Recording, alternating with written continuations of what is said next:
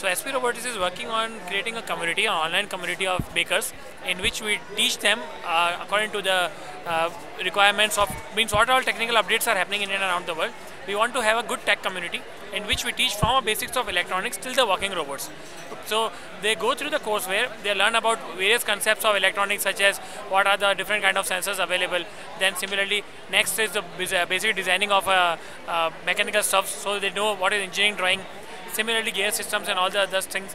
Next is programming, so they should know what is a microcontroller, how the programming is done. All these kind of things are being done.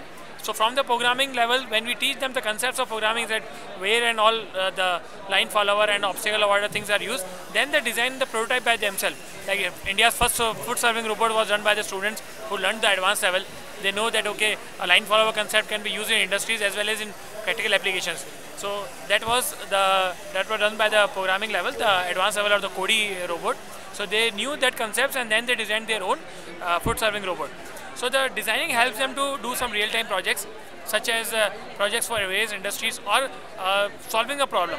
So once they know about all this concept, then they can work on either designing of a new robot or solving a particular concept. Exactly. This one is a walking robot in which they know about various forms of walking.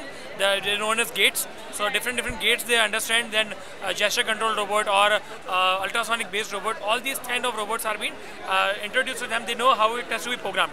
So all these kind of concepts they understand about it.